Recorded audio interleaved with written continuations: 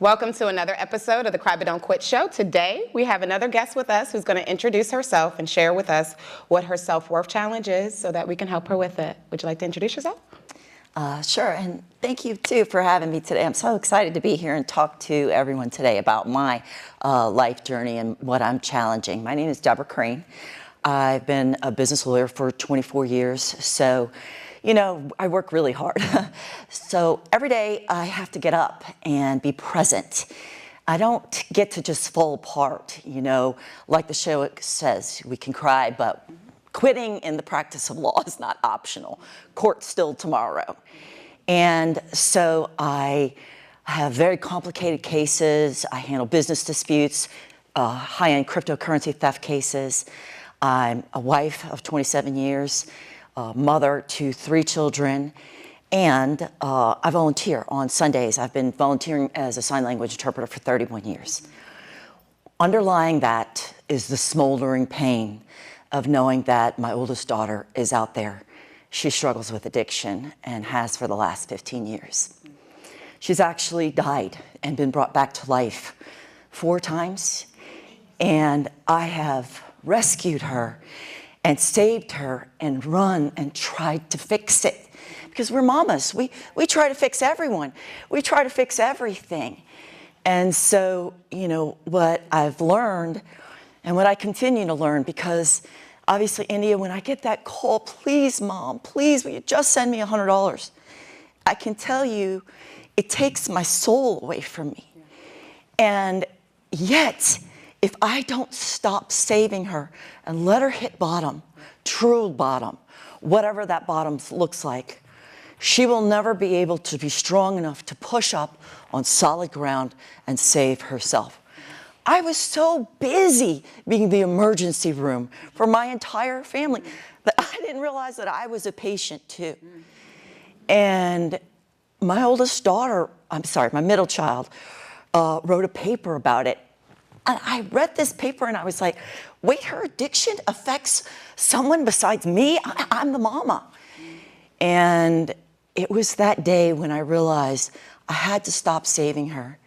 So while it's hard, I have to be present for my family. I have to let her be homeless. I don't know where she is right now, if she's safe or not. And that's gut-wrenching, right? Especially a daughter. And then nonetheless, today the challenge that God gave me is we're going to step out of the darkness. We're going to get out of that mama shame and guilt, and we're going to come into the light, and we're going to talk about it. Because a lot of us have family members, daughters, sons, brothers, whatever, that are struggling with addiction.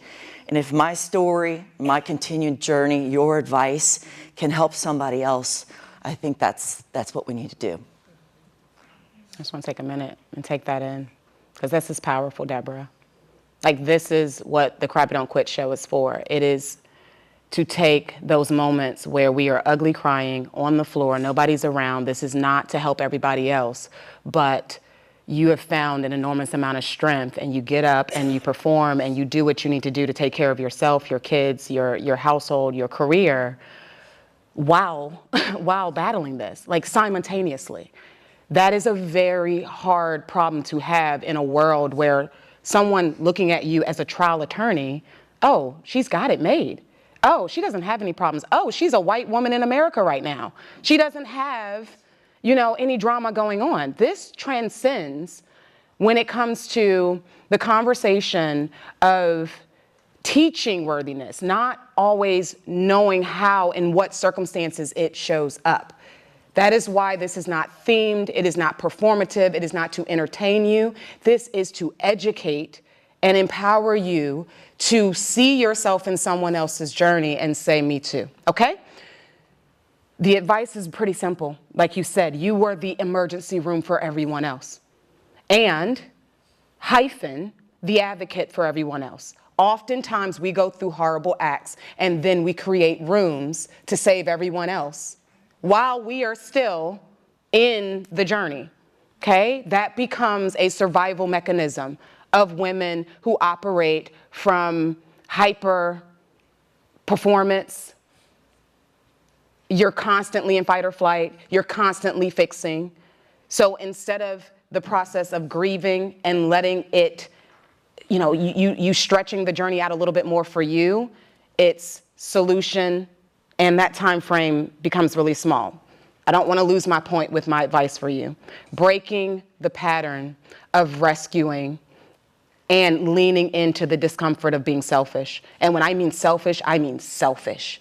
I mean, not even wrestling with whether or not you should answer the phone. You're still wrestling with that. You're still feeling the guilt of having to make the decisions.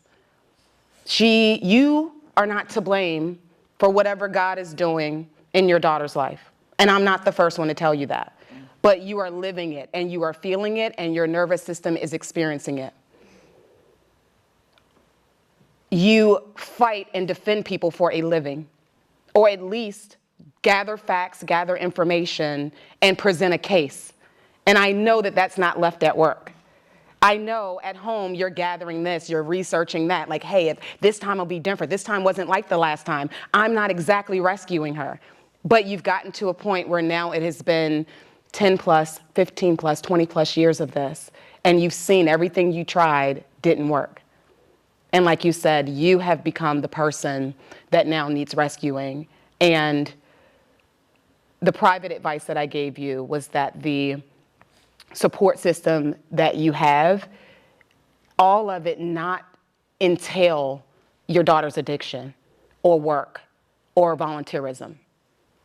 A big part of your healing journey can be fun, can be intentional fun, befriending people that make you laugh, going places that take you back to your childhood, being able to step out of those roles that have been either placed upon you unwillingly. You did not, as a little girl, say, I wanted to be a mom of an addicted daughter. That is what has happened for you, but that doesn't get to be who you are. Okay? I challenge a lot of women in my life to not introduce themselves by what they do.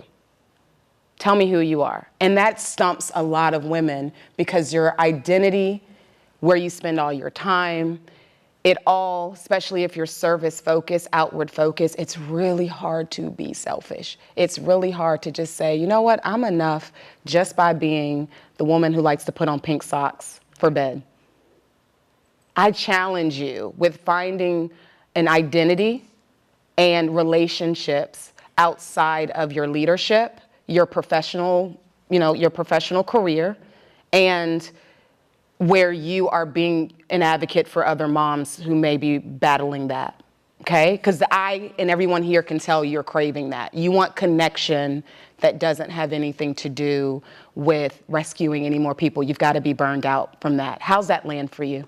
Oh, absolutely true. I mean, last time we spoke, I was thinking about, I started a mentoring program for young women. It's like exactly what you're talking about. I can't fix my daughter, so I'll fix other people's daughters.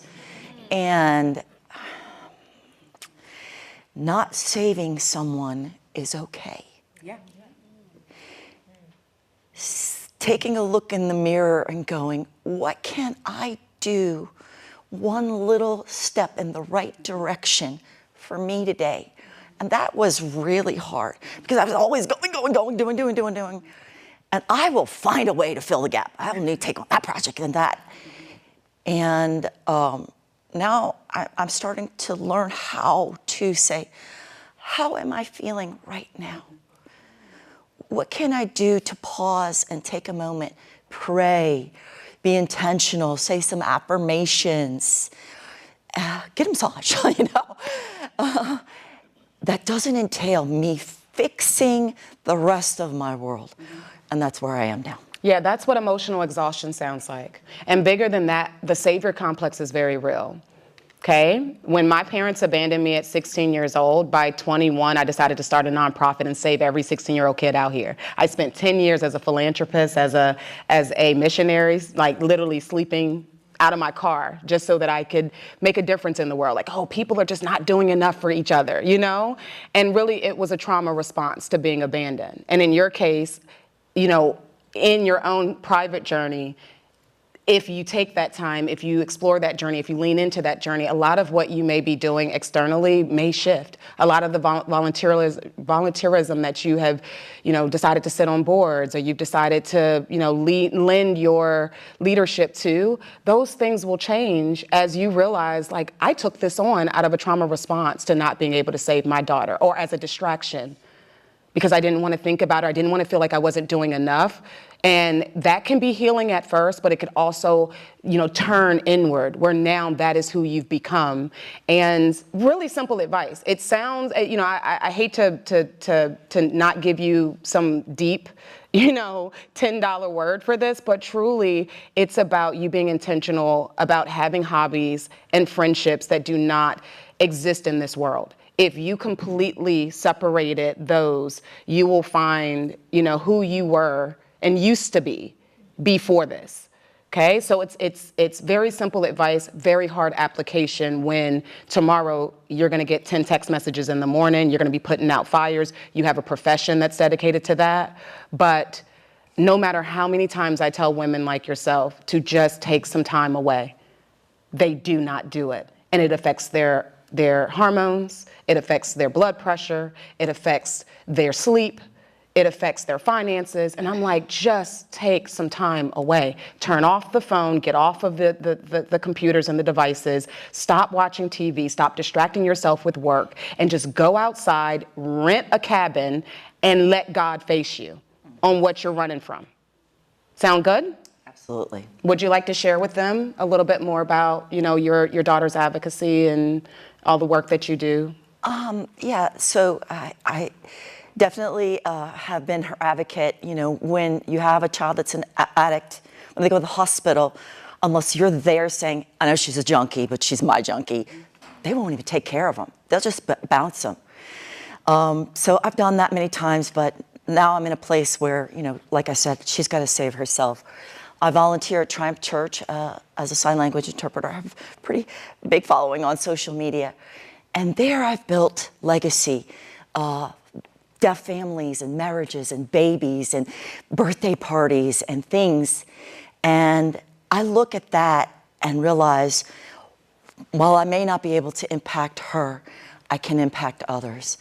And whatever I do, whether it's my work or my ministry, I definitely want to have legacy impact. I love that, Deborah, and I want to honor you for sharing such a personal journey. I don't normally let too many of those come through because I don't want the show to exploit the pain of it. You are still in it. You are still living in it. And I want to just, to keep you in prayer and promise that if God is telling you that that situation is going to work out, it is. And there really isn't a way that you can speed up the clock either way.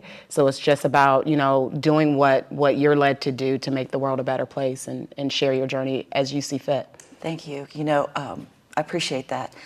The porch light will always be on. Oh, amen. Thank you.